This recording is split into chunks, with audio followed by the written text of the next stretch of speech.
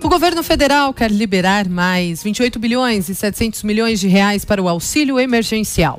O valor consta de medida provisória editada pelo presidente Jair Bolsonaro e publicada na edição desta terça-feira do Diário Oficial da União. Com esse repasse, o governo deve destinar um total de 152 bilhões e 600 milhões de reais para o programa. Parlamentares ainda discutem elevar o tempo de ajuda aos trabalhadores informais, o que poderia ampliar o valor final. Denise Campos de Toledo, como que isso pode impactar na economia? Bom dia para você.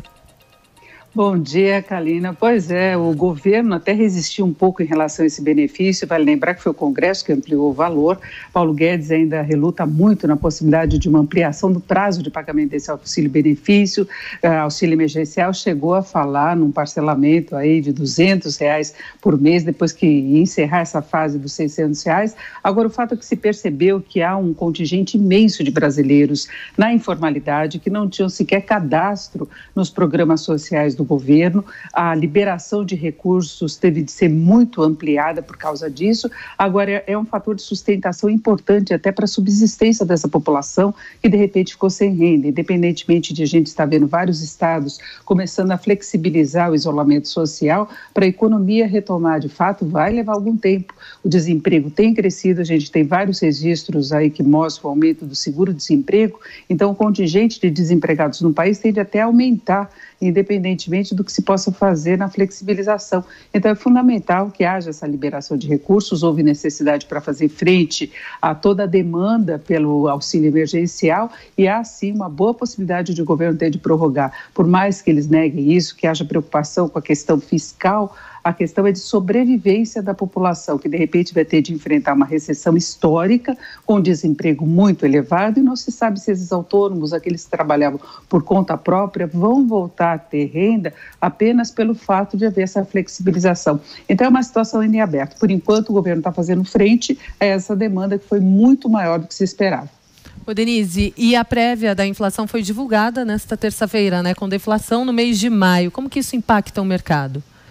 Olha, deflação histórica, né? Primeiro vamos aos números, foi uma queda de 0,59% do IPCA 15 agora no mês de maio, foi a menor variação desde o Plano Real, desde 94, e mostra bem o que está acontecendo com a economia em função da pandemia de coronavírus. Você teve uma demanda muito mais baixa por petróleo no mercado internacional, os preços caíram muito, em função disso nós tivemos uma redução importante dos preços dos combustíveis, isoladamente a gasolina foi o que mais contribuiu para essa deflação, foi uma queda de 8,5% no varejo do preço da gasolina. A alimentação foi dos grupos que mais subiram, porque a alimentação continua com uma demanda forte, não é? As pessoas estão consumindo mais para ficar em casa mesmo, então houve espaço para aumento de preços. Agora você pega, por exemplo, tem esse impacto nos combustíveis de modo geral, o diesel caiu mais de 5%, o gás veicular também, e nós tivemos queda, por exemplo, de vestuário, no momento que deveria estar em alta com a troca de estação.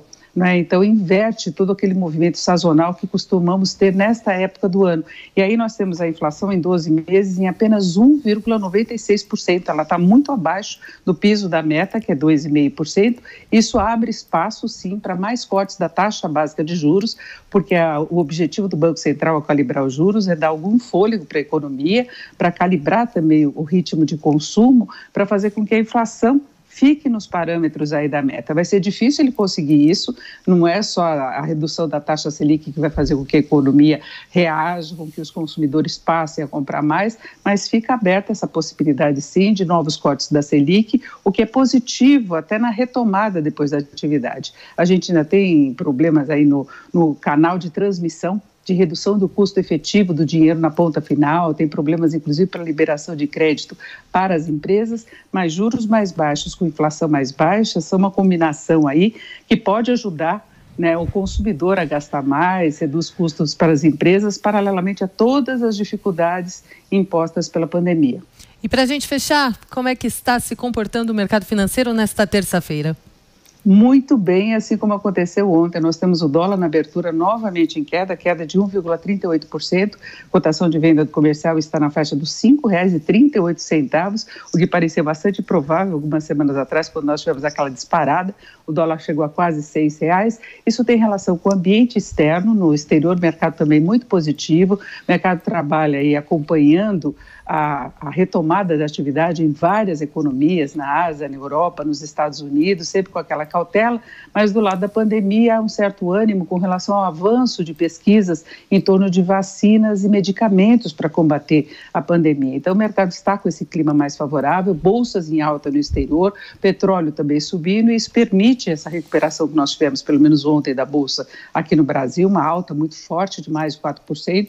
Ontem o dólar já tinha recuado 2% e agora está em R$ 5,38, a observar apenas cenário político, que pode trazer alguma surpresa negativa. Temos essa operação, especialmente lá no Rio de Janeiro, mas ontem até o cenário político ajudou no comportamento positivo do mercado financeiro, porque a divulgação do vídeo na sexta-feira passada, embora tenha provocado aí muito questionamento, discussões sobre as falas dos ministros e do presidente Bolsonaro, na avaliação do mercado, não complica mais a situação do presidente em relação ao inquérito que foi aberto depois das denúncias do Moro. Então, o mercado fez uma leitura positiva das consequências para o presidente Bolsonaro da divulgação desse vídeo. Economia no Jornal da Manhã com a Denise Campos de Toledo. Até mais, Denise. Até mais, bom dia.